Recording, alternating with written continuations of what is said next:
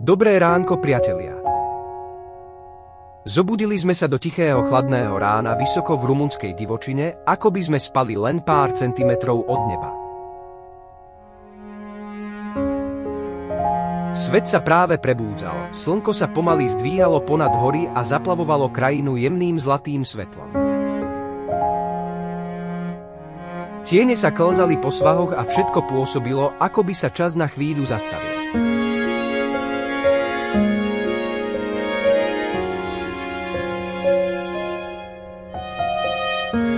Stáli sme tam, zabalení v teplých bundách, s parou stúpajúcou z hrnčeka kávy a len ticho pozorovali ten magický začiatok dňa.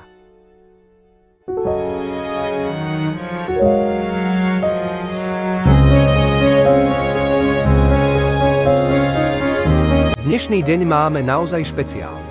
Naším cieľom je legendárna Transalpina v Rumunsku, známa aj ako Cesta kráľov. Ale ešte predtým nás čaká menšia výzva. Musíme prejsť záverečný úsek po Strategike.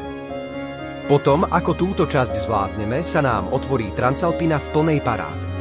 Vysokohorská cesta, ktorá dosahuje viac než 2100 metrov nad morom. Serpentíny medzi holými vrcholmi a úžasné výhľady na celé Karpaty.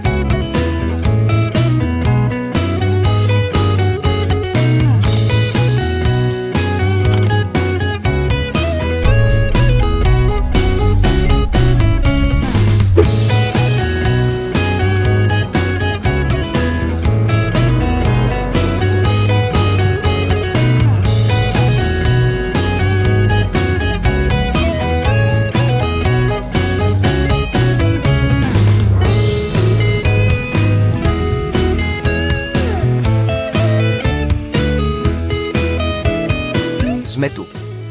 Pred nami sa otvára Transalpina. Ale najprv si ideme vychutnať kávičku s výhľadom na Strategiku, po ktorej sme práve prišli.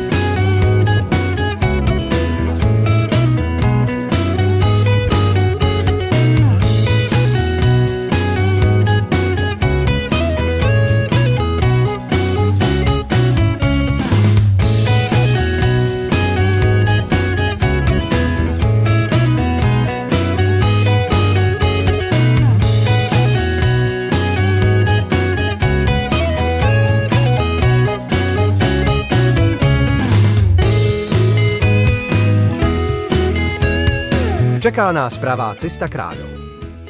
Transalpina v celej svojej paráde.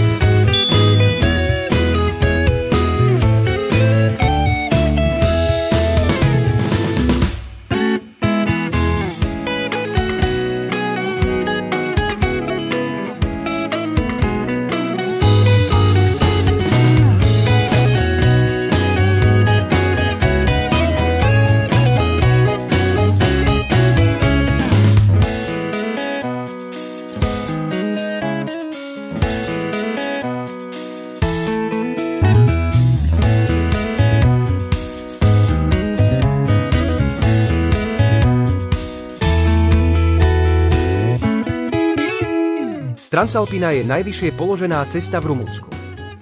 Dosahuje výšku 2145 metrov nad morom v priesmiku Urdele Pass. Je ešte vyššia ako známejšia cesta Transfagarašan. Cesta je známa svojimi nekonečnými zákrutami a panorámami. Pripomína alpské serpentíny vo Švajčiarsku alebo Taliansku. Pozdĺž cesty je viacero miest, kde sa dá prespať v aute, v stane alebo v prírode, hlavne v okolí jazera Ousa alebo Ranca. Niektoré úseky sú úzke, bez vodidiel a s prudkými zrázmi, takže si vyžaduje dobrého vodiča a pevné nervy.